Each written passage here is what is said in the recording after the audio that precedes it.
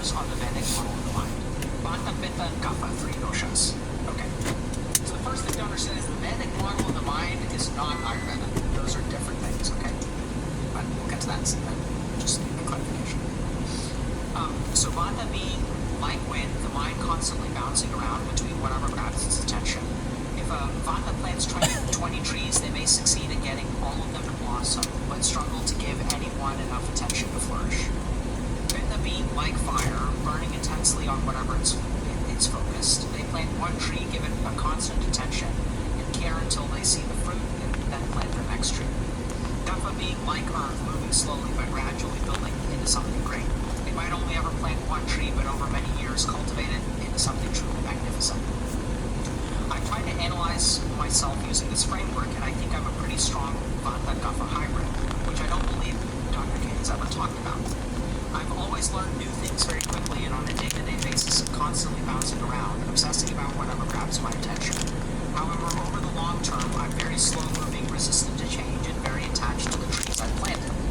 I find myself always coming back to the same handful of things, improving them at them in a short burst of time, moving on to something else, and then weeks or months later, when the wind pulls me back, sad and disappointed in how I've neglected it.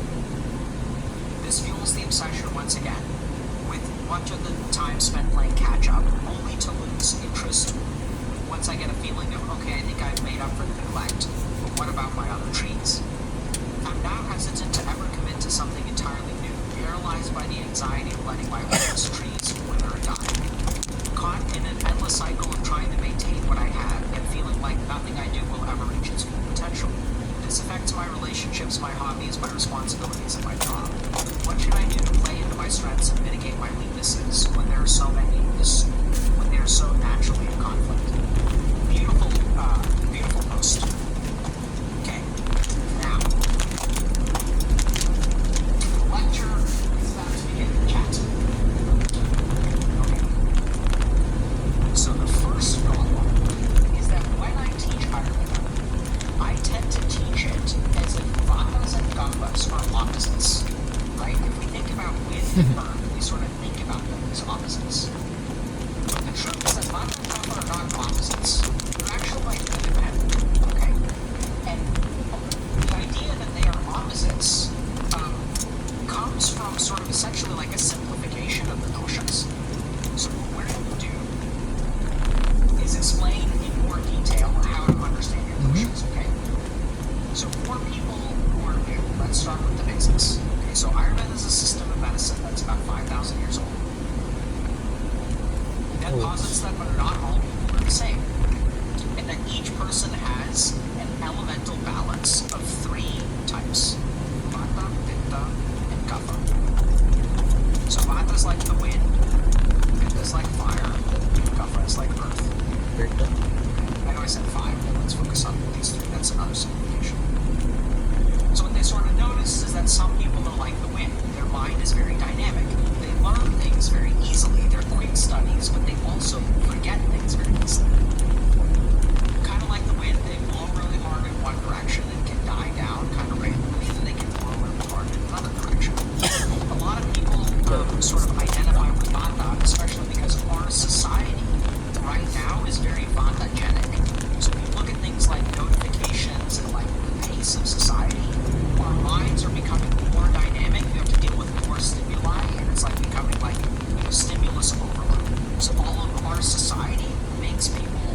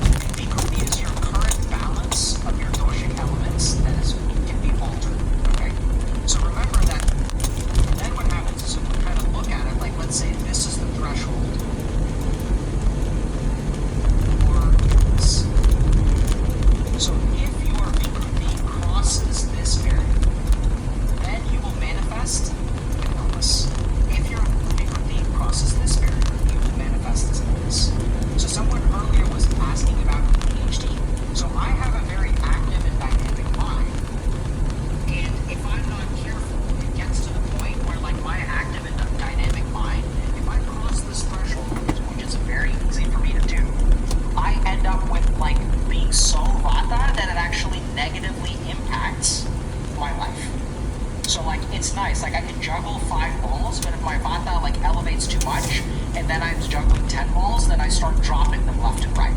Okay? So that is an example of prakruti, which is your genetic basis, and vikruti, which can be changed over time. Okay? So this is an overview of vata. So like, for example, vata elevations can result in ADHD or anxiety.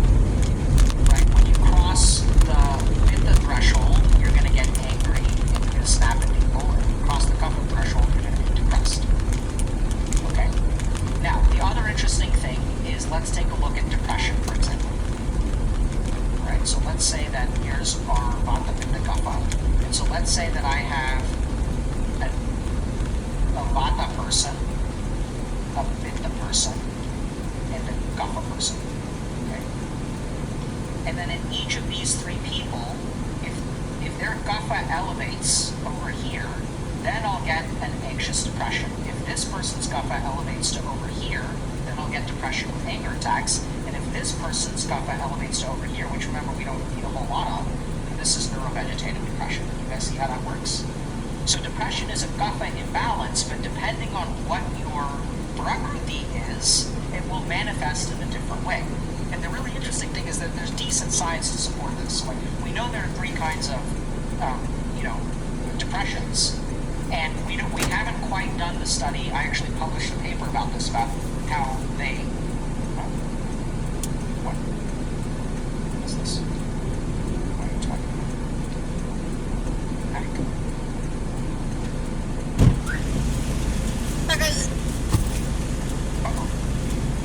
Where have you been?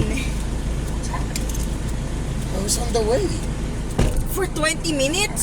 Let's just start from the top. Ano oras ba ako tinawagan? 5. So essentially, like, Ba? depression can happen Pagbaba ko, in any nung ano na yung tinawagan mo ako. Nagtimpla ng coffee for daddy. Tapos, malis na ako.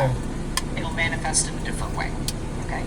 So now what we're going to do, so that's just kind of basics of 20 minutes. fire method, okay? So Sorry. now what we're going to do is we're going to talk Parang about na the ako. hybrids. Diyan naman si Malis na daddy. ako. And the way that we're going to or talk about the hybrids is we're going to actually refer to like Dala ko kasi work-related laptop ko stuff. kaya And nagmamadali this is ako where we're umuwi. definitely going to go more towards the framework of introspection. There's less science to support this. So there's a ton of science to support the genetic stuff. There's a decent amount of science to support the clinical stuff. And now we're really getting into the place where there's very little science, okay? So I'd say about Vatas is that they're innovators. Pittas are organizers. And Kappas are like structure oriented. Okay? So like, what a Vata does is just So, puts nasa random bahay sila things out dalawa. there. Yes. What a Pitta does is take these Ano random food? things and like organize them into structure. Food? Ano ba yung food? Okay, so like we're gonna organize this. Casino. And what a Kapha is gonna do is start off from the get-go by making things Minsan nga, nice gusto ko and na. No. structured. So like, I know it sounds kind of weird, but like, this may sound like the same thing, but it's fundamentally different. Like, yeah, I know it sounds kind of weird, but it just is.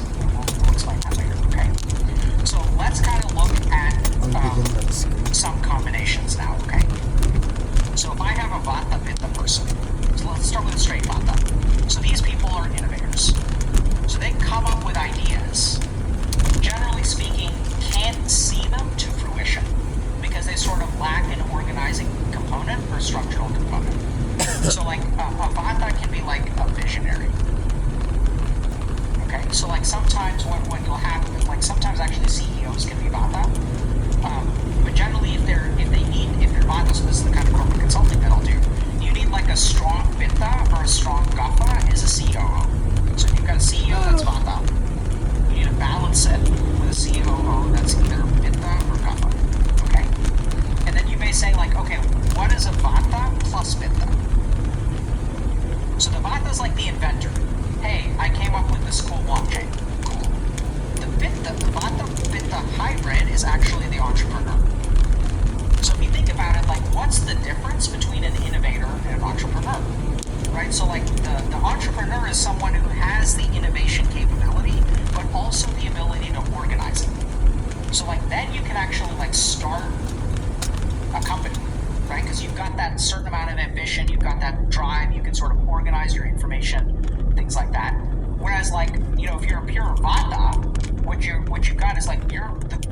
makes the discovery, but you can't start the business. And then if we've got like, you know, another kind of Bitta, so you also have like people who will, so for example, like the DoD kind of does this, right? Where the DoD will go around and find inventors. And what they'll do is like, they'll take the invention and then they'll like turn it into a thing, right? So you'll have people who will go out and like purchase patents. They're not the patent developer, right? So this is also like another kind of entrepreneur, but it's sort of like a, you know, let's call this the patent purchaser. So what they're going to do is come to people with inventions and we'll help you bring your invention to market. I'm good at the ambition. I'm good at like, you know, all this stuff. I'm going to kind of bring it to market, which is a little bit different because we're not quite innovating. And the entrepreneur sort of does like both of those pieces, right? If you really look at successful entrepreneurs, they usually, you know, do both of the pieces, or they find teams where they can supplement like their weak points. Okay. So now let's get to some other kind of interesting things. So like, so let's look at Bitta Guffa. Okay. So the Bitta Guffa is sort of like an analyst.